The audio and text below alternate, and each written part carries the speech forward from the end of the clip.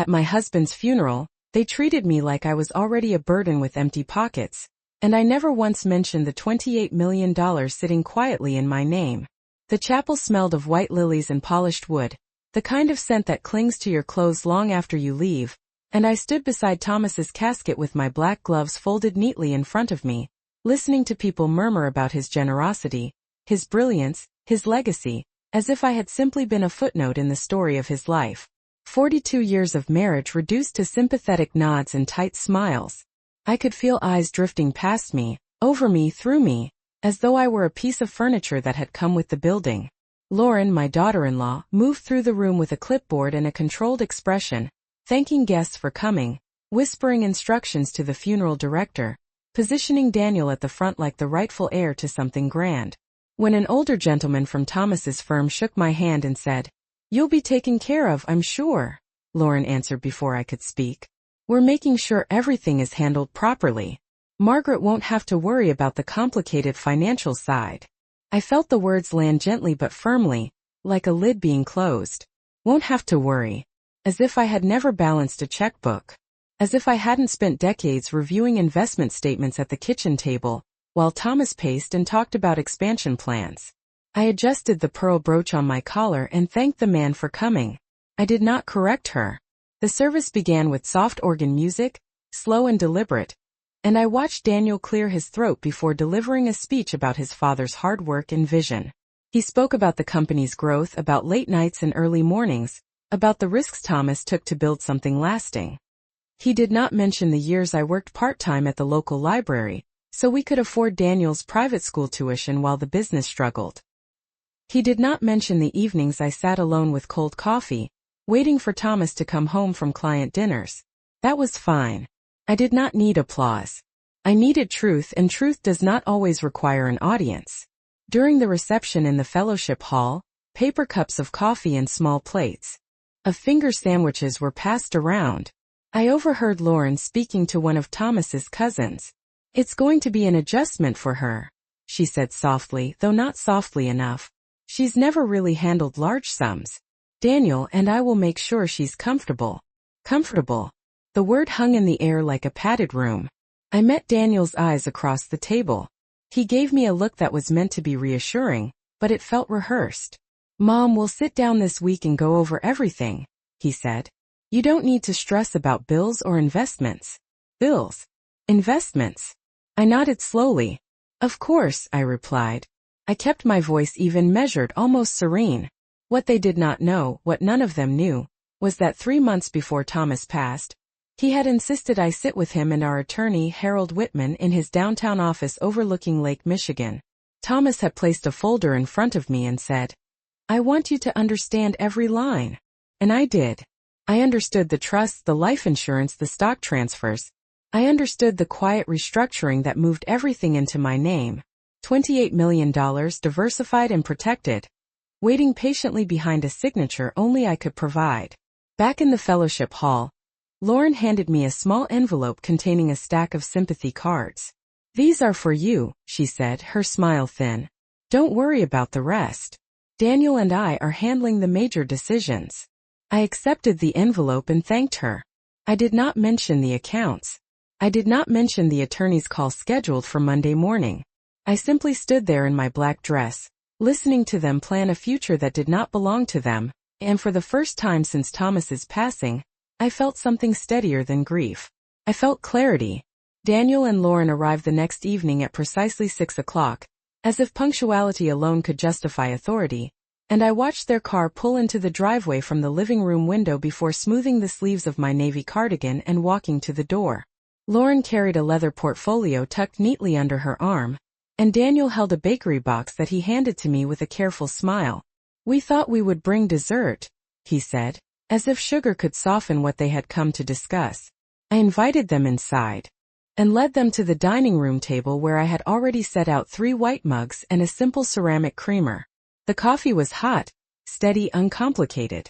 Lauren wasted little time before opening her portfolio and spreading several sheets of paper across the table. "We put together a preliminary overview," she said gently, "just to make things easier for you." The phrase "made things easier" hung in the air like a polite insult. Daniel leaned forward, his elbows resting near Thomas's old place at the table. Mom, the property taxes alone on this house are significant, he began. And there are maintenance costs, utilities, insurance. It is a lot for one person. I nodded slowly, folding my hands in front of me. It has been a lot for one person before, I said calmly. Lauren slid one of the papers closer to me. It was a printed estimate of what the house could sell for in the current market, complete with neighborhood comparisons and projected appreciation rates. If we list it this spring, she continued, you could downsize into something more manageable. Maybe a condominium closer to us. We could help you transition. Help me transition. I took a sip of coffee and let the warmth settle before answering. And what would you suggest I do with the proceeds? I asked. Daniel exchanged a brief glance with Lauren. We would invest it carefully, he replied. Make sure it is secure. We could structure it so you receive a monthly allowance. That way you would not have to worry about market fluctuations. An allowance. I watched the confidence in his expression, the quiet certainty that I would agree because I did not understand. Lauren added, you have always trusted Dad with these things. We just want to continue that stability for you. I looked at the wedding photograph hanging on the wall behind them, the one taken on a summer afternoon when Daniel was 10 and Thomas still had more brown than gray in his hair. Stability had never meant surrender. I appreciate your concern, I said evenly. But I would like to review all financial matters personally before making any decisions. Lauren's smile tightened almost imperceptibly. Of course, she replied. We just thought it would be best to act quickly, before things become complicated. I considered that word. Complicated. There was nothing complicated about numbers when you understood them. Daniel cleared his throat. Mom, do you even know what Dad left in liquid assets? He asked, not unkindly but with unmistakable doubt. I met his eyes without raising my voice. Yes, I said simply. Ido. The room grew still for a moment. Lauren closed her portfolio carefully, as if recalibrating. Then perhaps we can go over the accounts together next week, she suggested. I nodded. I already have an appointment scheduled with Harold Whitman on Monday morning, I replied. Daniel leaned back slightly. You called him? He asked. Yes, I answered. There are a few details I would like clarified. I did not elaborate. I did not mention the full scope of what I already knew. I rose from the table and gathered the empty mugs, carrying them to the sink with measured steps. Behind me, I could sense the subtle shift in their posture, the faint tremor of uncertainty replacing assumption. They had come prepared to manage my future. They were beginning to realize I had been managing it all along. Monday morning arrived with a pale gray sky and a steady wind coming off Lake Michigan, and I drove downtown alone, my hand steady on the steering wheel as I parked in the familiar garage beneath Harold Whitman's office building. The elevator ride to the 22nd floor felt longer than usual, not because I was uncertain, but because I understood that clarity has weight, and I was carrying it deliberately. Harold greeted me in the reception area with the same measured professionalism he had shown for decades, offering condolences without excess and guiding me into his office where the city skyline stretched wide beyond the glass. I took my seat across from his mahogany desk and placed my purse beside me, aware that this meeting was not about grief but about structure. I assume Daniel and Lauren have begun discussing the estate, Harold said calmly, folding his hands. They have, I replied. They are concerned about my ability to manage it. A faint line appeared at the corner of his mouth, not quite a smile. He turned his computer monitor slightly so I could see the summary screen. Account balances, trust distributions, property holdings. Every figure exactly as I remembered. As we reviewed previously, he said, all liquid assets, including the diversified investment portfolio and life insurance proceeds, were transferred directly to you. The total value currently stands at approximately $28 million, subject to market adjustments. The number did not intimidate me. Felt precise, orderly, earned. And Daniel? I asked. Harold adjusted his glasses. Daniel is listed as a contingent beneficiary on a separate trust that activates only upon your passing. He does not have decision-making authority over the primary assets. I nodded slowly. He seems to believe he does. Harold leaned back in his chair. Belief does not override documentation. I appreciated the simplicity of that sentence. We spent the next 40 minutes reviewing details, from real estate valuations to dividend schedules, from projected quarterly income to tax planning strategies. I asked about long-term philanthropic structures and the possibility of establishing a scholarship fund in Thomas's name. Harold outlined the steps clearly, without assumption, without condescension. When the meeting concluded, I felt something settle into place inside me. Not triumph, not anger, just alignment. As I stepped back out onto the street, the wind tugged lightly at my coat, and I paused for a moment before walking to my car. Daniel had sent a message earlier that morning asking how the appointment went. I did not respond immediately. Instead, I drove home, brewed a fresh pot of coffee, and sat at the kitchen table where so many quiet financial discussions had once taken place between Thomas and me. The house no longer felt hollow. It felt inhabited by memory and by intention.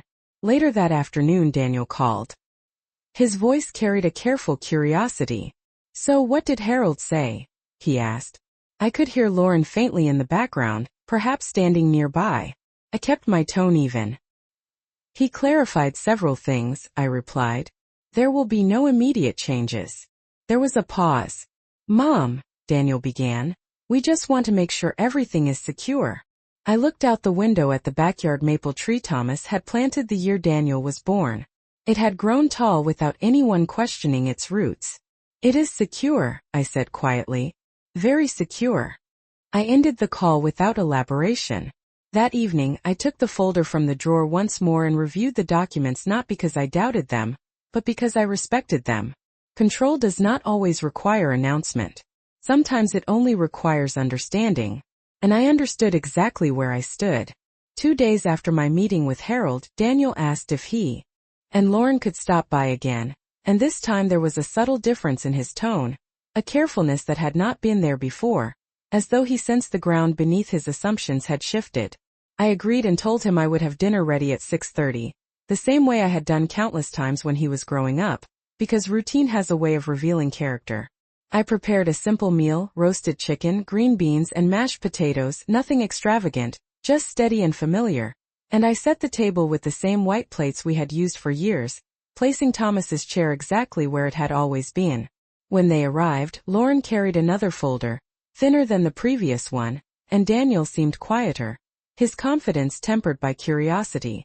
We sat down to eat first, and for several minutes the conversation hovered safely around weather, work schedules, and a minor plumbing repair they were dealing with at their own house.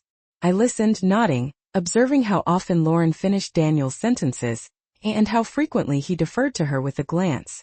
After dinner, she cleared her throat and placed the folder on the table.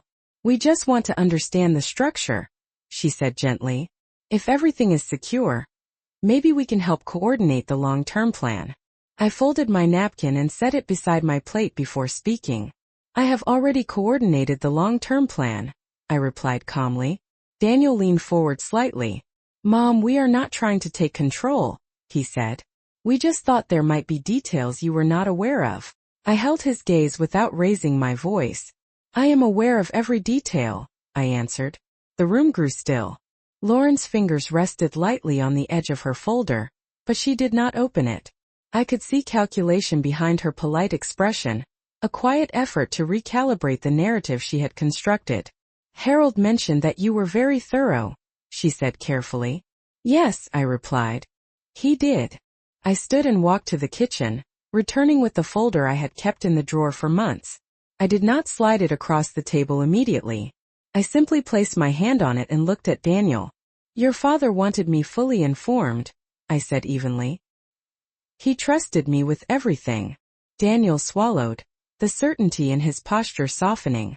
"Of course he did," he said, but there was a question beneath the words.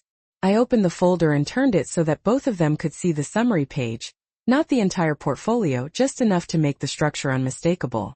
Account headings. Trust designations. My name clearly printed where it mattered most. I did not highlight the total. I did not need to. Lauren's eyes moved quickly across the page, and for the first time since the funeral, she did not speak. Daniel exhaled slowly. "I did not realize," he said quietly. There was no reason for you to, I replied. I closed the folder and drew it back toward me. I will be establishing a scholarship fund in your father's name, I continued. And I will remain in this house for as long as I choose. There was no accusation in my tone. No sharp edge, only clarity. Lauren straightened in her chair. We only wanted what was best for you, she said. I met her eyes steadily. What is best for me is not a decision anyone else needs to make. The silence that followed was not hostile. It was corrective. Daniel nodded slowly, absorbing the reality that the future he had assumed was not the one that existed.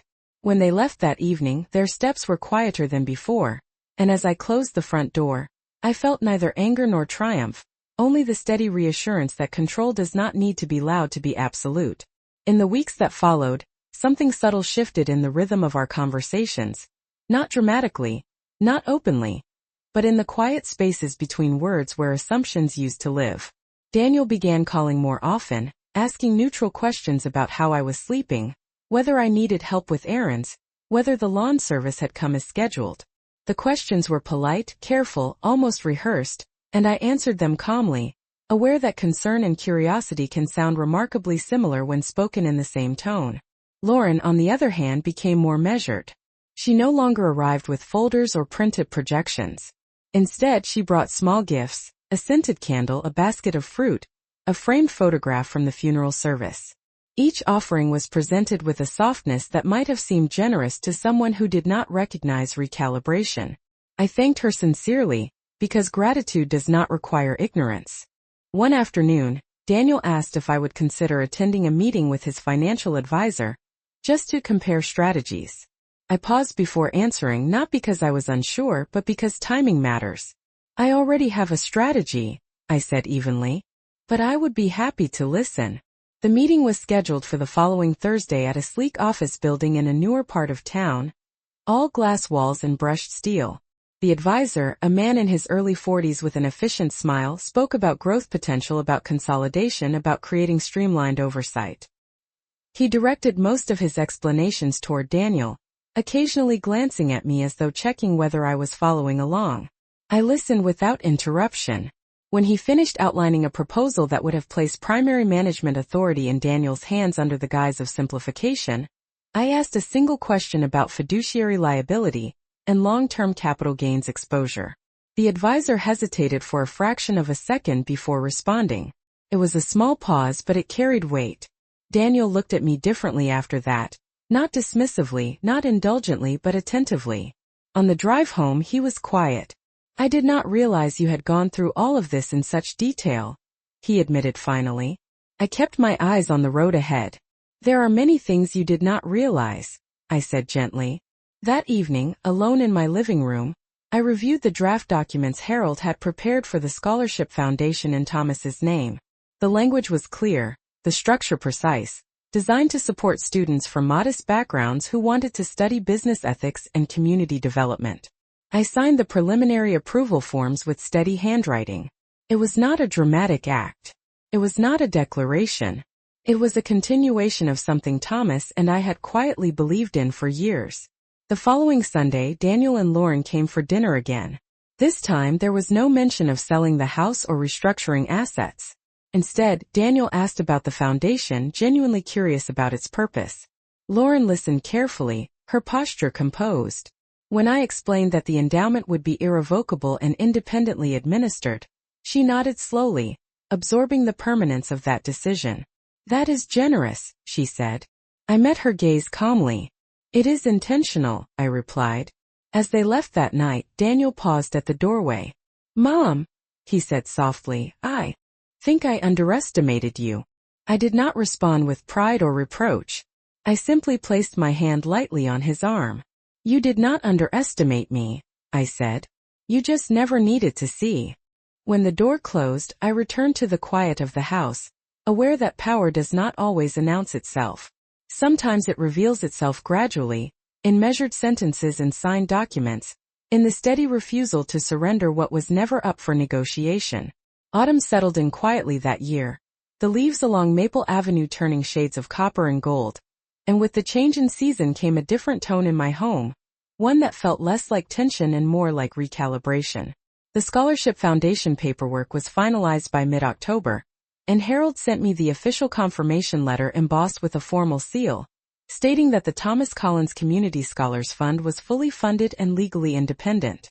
I placed the letter in the top drawer of my desk, not hidden, not displayed, simply stored where important things belong.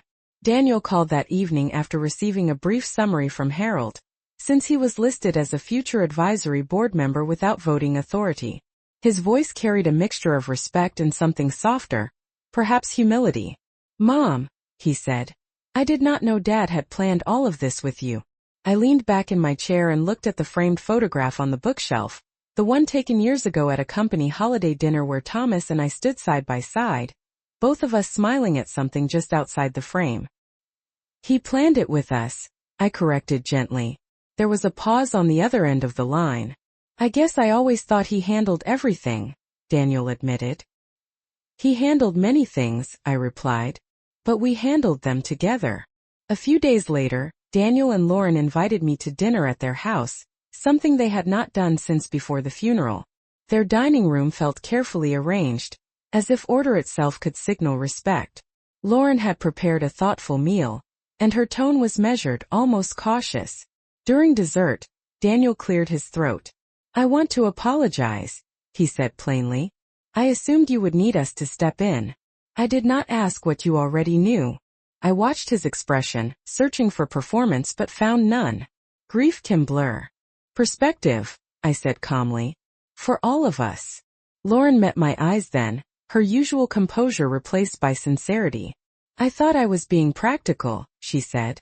"But I realize now that practicality without listening can look like control." I appreciated the precision of her words. "It can," I replied, not accusing, simply confirming. The conversation shifted after that, lighter, more grounded. Daniel asked about the scholarship criteria, genuinely interested in the selection process. Lauren offered to help organize the inaugural reception for the first group of recipients next spring. I listened and nodded, understanding that respect sometimes arrives quietly, without fanfare. As I drove home that night, the streetlights cast long, steady beams across the pavement, and I felt no need to revisit old tensions.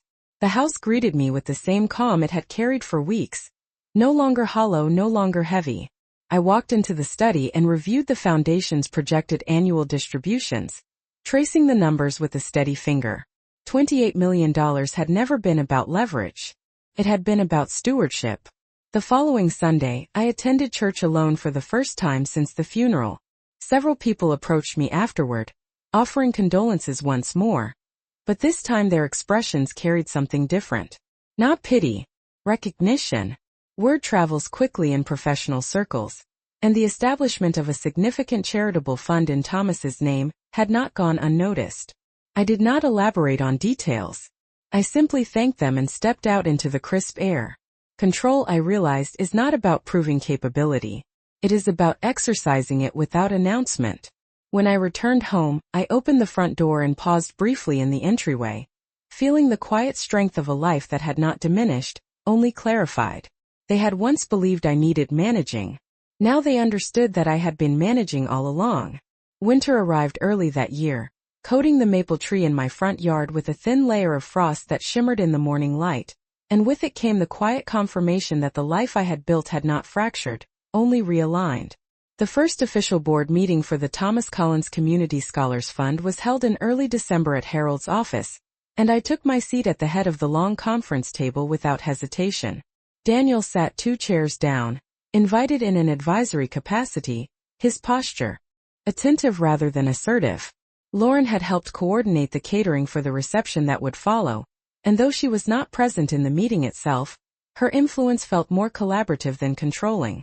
Harold reviewed the projected annual disbursement schedule, outlining how the endowment's diversified portfolio would generate consistent returns while preserving principal. I listened carefully, asking precise questions about oversight protocols and long-term sustainability. The other board members, 2 local educators and a retired judge, responded with professional respect.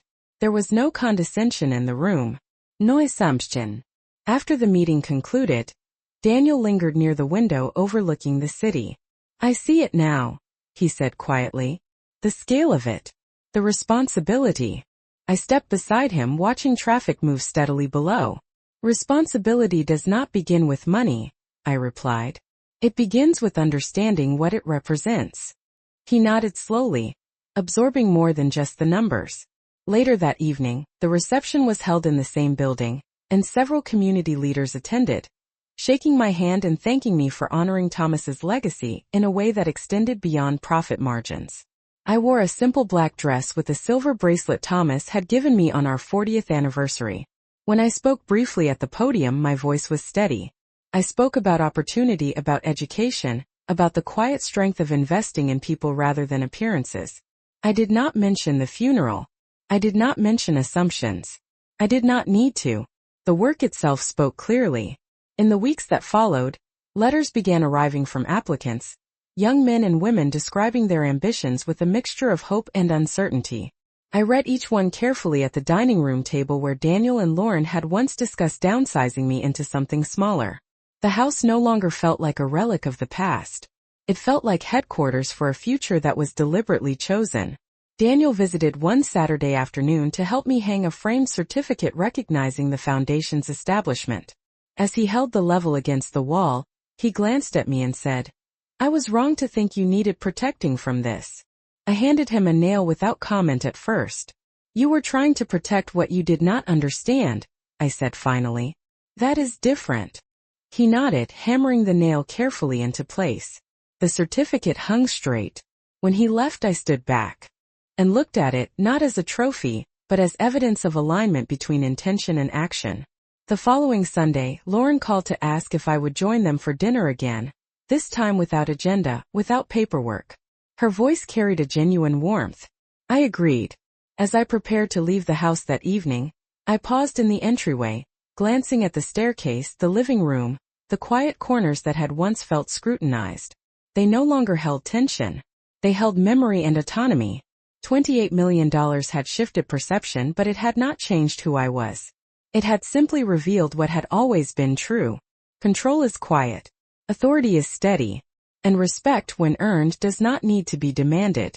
Spring arrived quietly, softening the edges of the long winter and bringing with it the first official announcement of the Thomas Collins Community Scholars Fund recipients.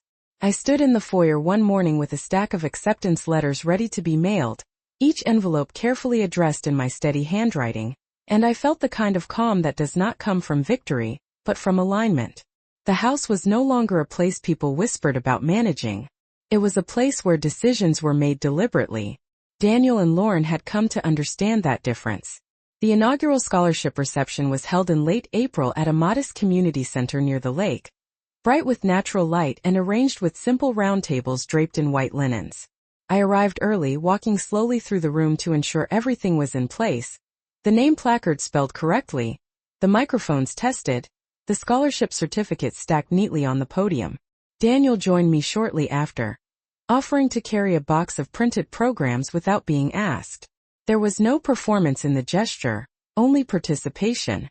When the recipients began to arrive with their families, I greeted each of them personally, listening as they spoke about their plans to study finance, public policy, education. One young woman thanked me for believing in students who did not come from wealth. I told her that opportunity is not about background, but about preparation meeting belief. When it was time for me to speak, I stepped to the podium and looked out at the room filled with expectation rather than assumption. I spoke about Thomas's commitment to integrity in business, about the quiet sacrifices that build foundations, about the responsibility that accompanies resources. I did not mention the months of recalibration that had preceded this day. I did not mention the funeral or the conversations that followed. Those moments had served their purpose. Daniel stood to the side of the stage, listening, not as an heir waiting for control, but as a son witnessing continuity. After the event concluded and the last handshake was exchanged, he approached me outside the building where the lake breeze carried the scent of early blossoms. "I understand now," he said softly. "It was never about the money." I met his eyes and allowed myself a small, steady smile. "It was about stewardship," I replied. "And trust." Lauren joined us a moment later, her expression thoughtful rather than strategic. "You have built something lasting," she said. There was no calculation in her tone, only acknowledgement. That evening, back at home, I walked through the quiet rooms once more, pausing in the study where the foundation documents were neatly organized in their file drawer. The certificate on the wall remained straight, the scholarship letters sent, the accounts balanced. I poured myself a cup of tea and sat by the living room window as the sun lowered behind the trees. The grief was still there, softer now, woven into memory rather than pressing against it. But alongside it was clarity. They had once believed I needed direction. They had once assumed that without Thomas, I would be adrift. Instead, I had navigated precisely where I intended to go. Respect had returned not because I demanded it, but because I demonstrated it. Control had remained not because I defended it loudly, but because I understood it thoroughly.